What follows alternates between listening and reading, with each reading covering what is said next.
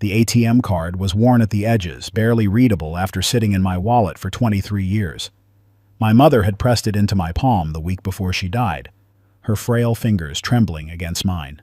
"Promise me you'll only use this when you truly have nothing left," she'd whispered. I'd promised, never imagining I'd actually need it. But standing outside the Bank of America on Harrison Street with $47 to my name and nowhere to sleep, I finally slid that card into the machine. What happened next made the branch manager sprint out of his office, his face white as printer paper. "Sir, please don't move," he said, his voice cracking. "I need you to come inside immediately. This account... Oh my God, this can't be right." My name is Nathan Pierce. I'm 45 years old, and 72 hours ago, my wife Victoria threw me out of our Riverside mansion like I was yesterday's trash. She kept everything. The house I'd helped buy, the cars, the investment accounts, even the dog I'd rescued as a puppy. Her lawyer, Preston Manning, had smiled at me across that mahogany conference table like a shark smelling blood. "Mr. Pierce, given that all assets were purchased during the marriage with Mrs. Pierce's income, and considering your minimal financial contributions over the years, you'll be leaving with exactly what you brought into this marriage. Nothing." Victoria had sat there in her Chanel suit, checking her phone while my life was dismantled. 15 years of marriage reduced to a stack of papers I signed with shaking hands because I couldn't afford to fight. My teaching salary had gone toward our lifestyle, sure, but her tech executive income had paid for the big stuff. In California's community property laws, the one who makes more usually wins. And I'd lost spectacularly. But that morning at the ATM, everything changed. And what I discovered about my mother, about my family, and about the woman I'd married would turn my entire world inside out.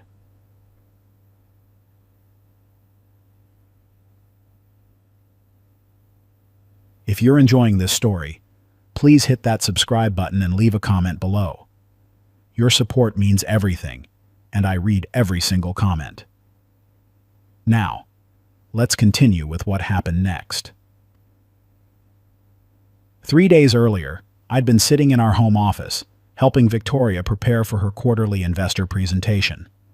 That's what I did: support her career, edit her slides, make sure she had everything she needed. I taught high school English for 28 years, came home every day to a wife who made 10 times my salary and never let me forget it.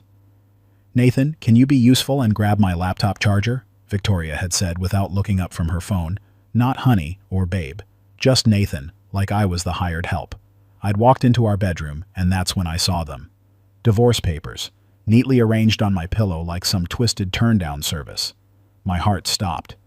Victoria appeared in the doorway, arms crossed, looking irritated that I'd found them before she was ready. "We need to talk," she said, like she was scheduling a dentist appointment. "Vic, what is this?" "It's exactly what it looks like. I'm filing for divorce.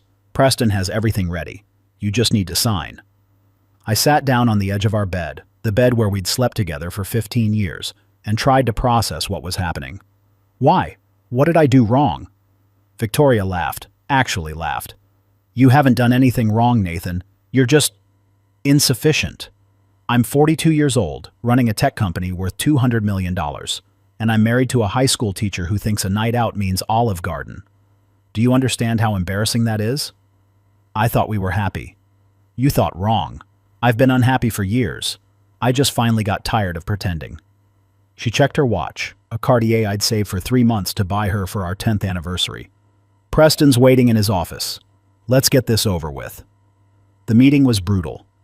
Preston Manning specialized in high-asset divorces for wealthy clients who wanted to crush their soon-to-be ex-spouses. He'd prepared Victoria's case with surgical precision. All marital assets were purchased primarily with Mrs. Pierce's income, Preston explained, sliding documents across the table. The house, purchased 12 years ago, down payment entirely from Mrs. Pierce's bonus. The investment accounts, funded entirely by Mrs. Pierce. The vehicles, Mrs. Pierce. The vacation property in Lake Tahoe, Mrs. Pierce. "But California is a community property state," I said, my voice sounding weak even to my own ears. "Don't I get half?" Preston smiled like I'd just told a joke. "In theory, yes, but Mrs. Pierce is willing to be generous. She'll give you $50,000 as a settlement, provided you sign today and waive all future claims to her assets and income. $50,000.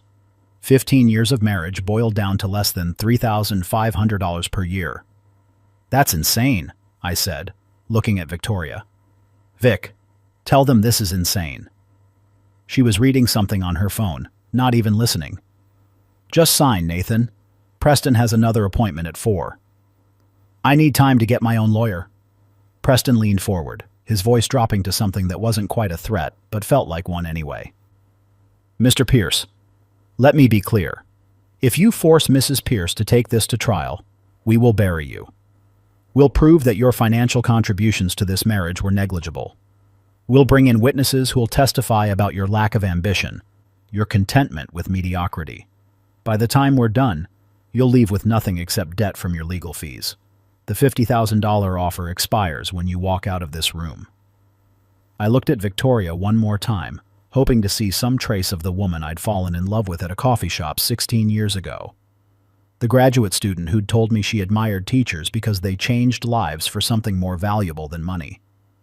But that woman was gone, if she'd ever existed at all. I signed every page without reading them. Smart choice, Preston said, sliding me a check. Mrs. Pierce has arranged for a hotel room for you through the end of the week. After that, you're on your own. Victoria stood up, smoothing her skirt. I've packed some of your clothes. They're in the garage. My security code has been changed, so don't try to come back to the house. Preston will handle everything else. She walked out without looking back. 15 years, and she couldn't even say goodbye. The hotel Preston had booked was a Motel 6 off the highway, the kind of place where the ice machine was broken and the walls were thin enough to hear every conversation in adjacent rooms. I spent 3 days there in a fog, eating vending machine food and staring at the ceiling, trying to figure out how my life had imploded so completely. The $50,000 check sat on the nightstand, mocking me. It seemed like a fortune and nothing at all at the same time. In Riverside, California, that wouldn't even cover a year's rent for a decent apartment. I'd need first month, last month, security deposit, furniture, and God knows what else. On the third day, I finally dragged myself to the bank to deposit the check and start figuring out my next move. That's when I remembered my mother's card. Eleanor Pierce had died 23 years ago, back when I was fresh out of college and still believed the world was full of possibilities. She'd been a quiet woman, my mom, working as a bookkeeper for small businesses around town. We'd never had much money. She drove a 15-year-old Honda, clipped coupons, bought clothes from thrift stores. But she was generous with what little she had, always helping neighbors who needed it, always finding money for my school supplies or books I wanted. The week before she died, cancer having eaten away everything except her spirit, she'd called me to her bedside. "Nathan, I need you to promise me something," she'd said, her voice barely a whisper. "Anything, Mom." She'd pulled a bank card from her nightstand drawer and pressed it into my hand. "This is from an account I set up years ago. The PIN is your birthday, month and day. Promise me you'll only use it when you truly have nothing left, when you're at your absolute lowest point and need help." I'd promised, confused but not wanting to upset her. "Mom, what account? What money?" "You'll understand when the time comes. Just promise me." I promise. She'd died 2 days later. I'd put the card in my wallet and forgotten about it, assuming it was maybe a small savings account with a couple $1,000s she'd managed to set aside. I'd never checked. It felt wrong somehow, like I'd be admitting I needed my dead mother's help. But standing outside that Bank of America on Harrison Street with literally nothing left, I finally pulled out that worn ATM card. The magnetic strip was barely readable after 23 years in my wallet. I slid it into the machine, half expecting it to be rejected. "Please enter your PIN." I typed 0724, my birthday, July 24th. The machine whirred for longer than normal, like it was thinking hard about something. The screen went blank. Then it flashed. "Please see a banker immediately." My stomach dropped. Great. The account was probably closed or flagged for fraud or something. 23 years was a long time. Of course it wouldn't work. I was about to walk away when the bank's front door burst open. A man in a suit, probably mid-50s, with his name tag reading Douglas Chen, branch manager, practically ran toward me. "Sir," he said, breathing hard like he'd sprinted across the building. "Sir, please don't move. I need you to come inside immediately." "Is there a problem?" His face was pale, his hands shaking slightly. "The account you just accessed. I need to verify something. Please, it's urgent." I followed him inside, confused and increasingly worried. Had my mother somehow been involved in something illegal? Was this account tied to fraud? Douglas led me past the teller windows to a private office in the back. He gestured for me to sit, then closed the door and pulled up something on his computer. His fingers were literally shaking as he typed. "Sir, can I see some identification?" I handed him my driver's license. He compared it to something on his screen, then looked at me like I was a ghost. "Mr. Pierce, when was the last time you accessed this account?" "Never. My mother gave me the card 23 years ago, right before she died. I've never used it."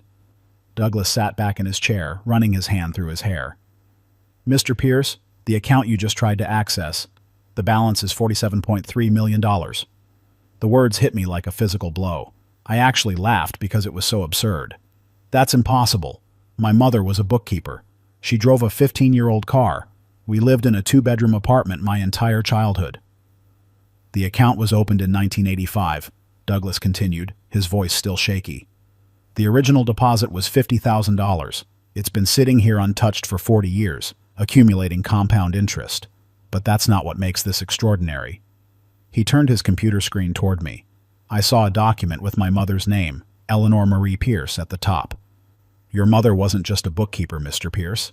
According to these documents, she was the primary shareholder of something called Sterling Financial Holdings. Does that name mean anything to you?" I shook my head, feeling like I was in a dream. Douglas pulled up another document. Sterling Financial Holdings was a venture capital firm founded in 1980. It made early investments in several technology companies that went on to become industry giants: Microsoft, Apple, Oracle. Your mother's $50,000 initial investment grew exponentially. That can't be right. My mom never mentioned any of this. According to these notes, she specifically instructed that you not be told about the account until you accessed it. There's a letter here that was supposed to be given to you. He opened a desk drawer and pulled out a sealed envelope that looked like it had been sitting there for decades. My mother's handwriting on the front. "For Nathan, when he needs it most." My hands were shaking as I opened it.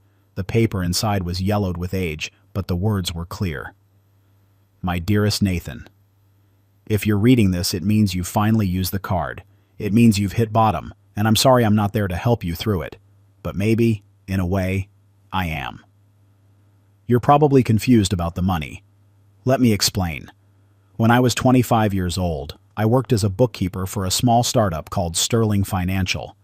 The founder, James Sterling, couldn't afford to pay me much, so he offered me shares in the company instead. I had no idea what that meant, but I needed the job, so I accepted. Those shares became worth millions when the company's investments paid off. I could have lived like a queen, Nathan, but I chose not to. I watched too many people I knew destroy their lives with sudden wealth. I watched families torn apart by money, by greed, by people who loved dollars more than each other.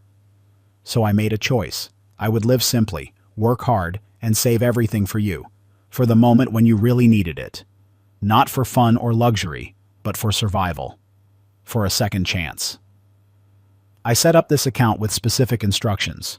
You could only access it when you had nothing else, when you were at your lowest point. Because that's when money matters most, not when you're comfortable, but when you're desperate. The amount in this account is yours, completely and legally.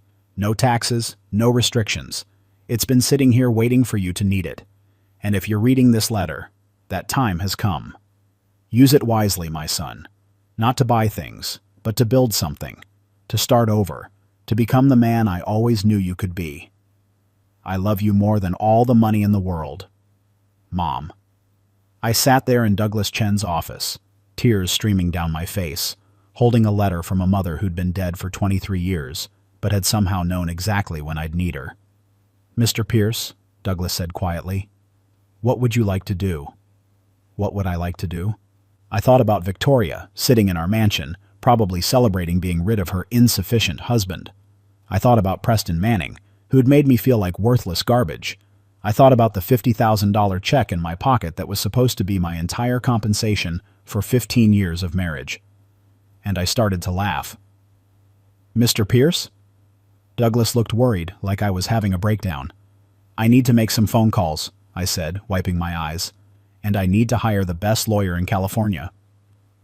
The expression on Victoria's face when Preston Manning called her 3 days later was apparently something for the history books. I know because her assistant Melissa, who I'd always been kind to, and who'd always thought Victoria was a monster, sent me a text about it. She threw her phone across the room and screamed for 5 minutes. "Preston looks terrified. What did you do?"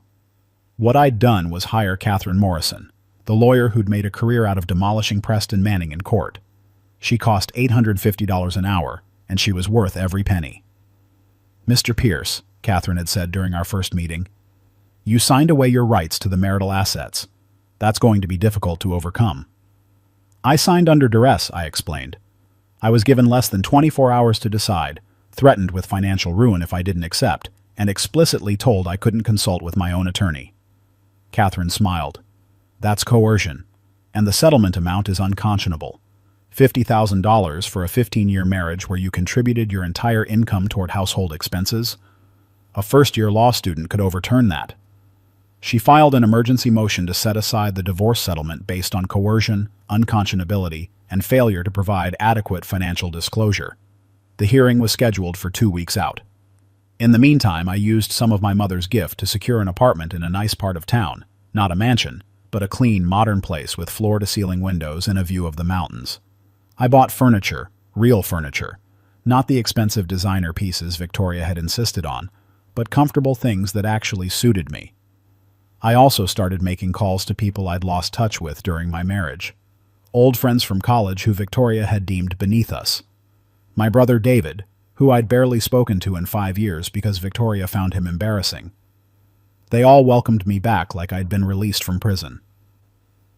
"Nathan, I have to tell you," David said over beers one evening. "We all saw what she was doing to you. You just seem to shrink smaller and smaller every year. It's good to see you standing up straight again." The court hearing was scheduled for a Tuesday morning. I wore a suit I'd bought myself, not expensive, but clean and professional. Victoria showed up in full corporate warrior mode, Armani suit, Louboutin heels, Preston Manning at her side looking less confident than usual. Judge Rachel Steinberg presided, a woman in her 60s with a reputation for zero tolerance for legal bullying. "I've reviewed the motion and the original settlement agreement," Judge Steinberg began. "Mr. Manning, would you like to explain why your client offered Mr. Pierce only $50,000 for a 15-year marriage?" Preston stood up, smoothing his tie. "Your Honor, the settlement reflected the relative financial contributions to the marriage. Mrs. Pierce earned significantly more, and—" "I can read, Mr. Manning," Judge Steinberg interrupted. "What concerns me is the timeline. Mr. Pierce was given less than 24 hours to accept or reject the offer, explicitly told he couldn't consult with his own attorney, and threatened with financial ruin if he proceeded to trial. Does that sound like good faith negotiation to you?" Preston shifted uncomfortably. "We were trying to expedite the process, Your Honor." "You were trying to coerce a settlement," the judge corrected. "Ms. Morrison, your motion to set aside the agreement is granted. We're going to trial to determine proper asset division." Victoria's face went red. She leaned over to whisper something to Preston, who shook his head and whispered back. She stood up abruptly. "Your Honor, I'd like to speak." Judge Steinberg raised an eyebrow. "This is highly irregular, Mrs. Pierce." "I understand, but this is my marriage and my money. I have a right to be heard." The judge gestured for her to proceed. Victoria turned to face me, her expression a mixture of fury and disbelief. "Nathan, what are you doing? You accepted the settlement. You signed the papers. You can't just decide you want more money now because you're having regrets."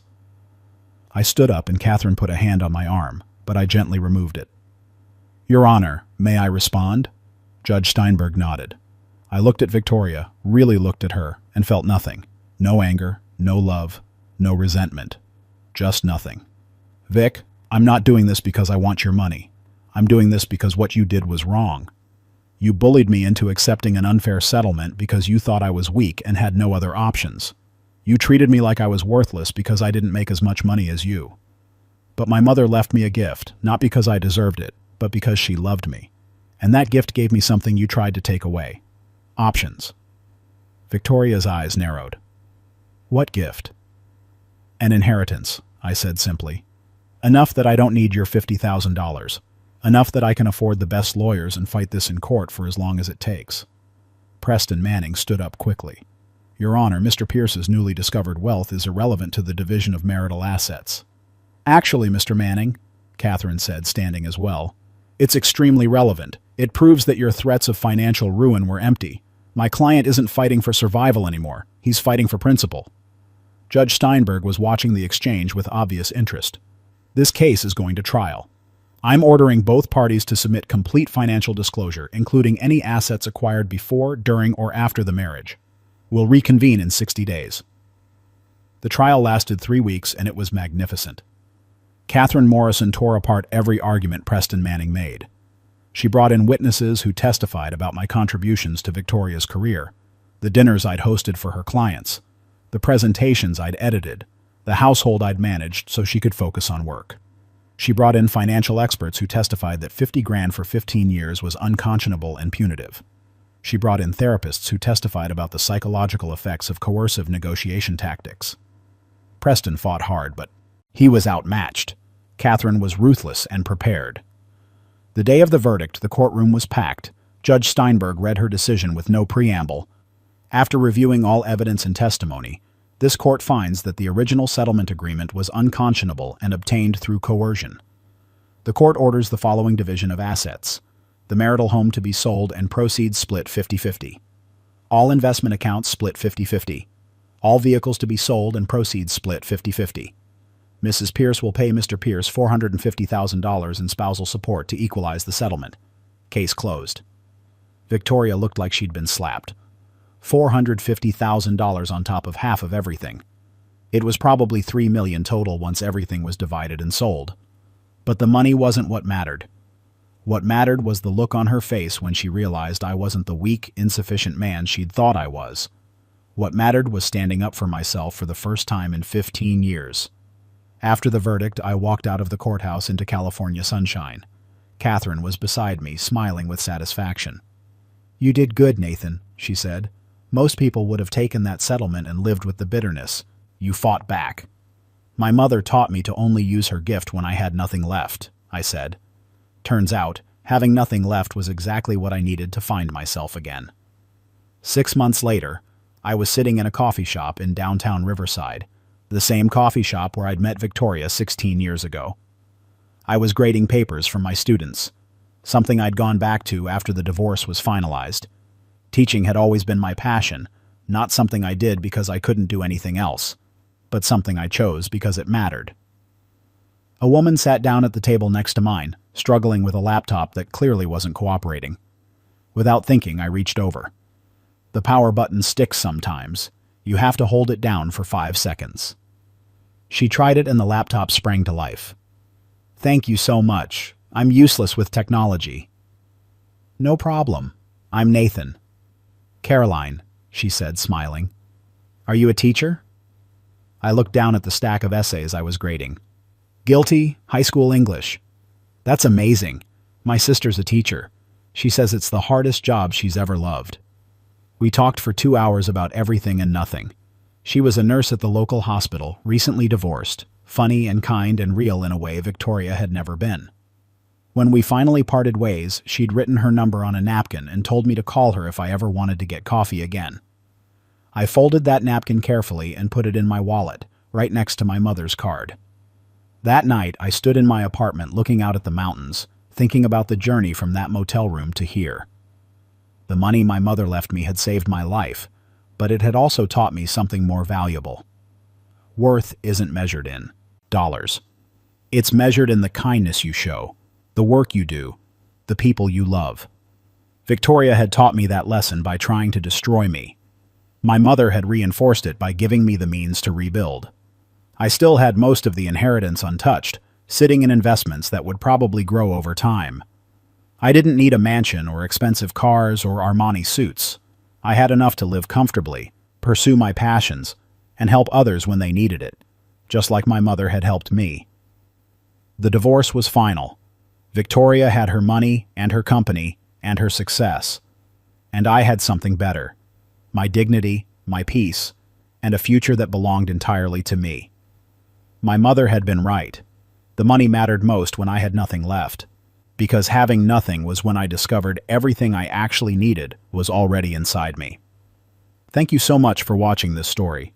If it resonated with you, please hit that like button and leave a comment below sharing your thoughts. Have you ever had someone underestimate you, only to prove them wrong? I'd love to hear your stories. And don't forget to subscribe for more incredible true stories like this one. Your support means the world to me.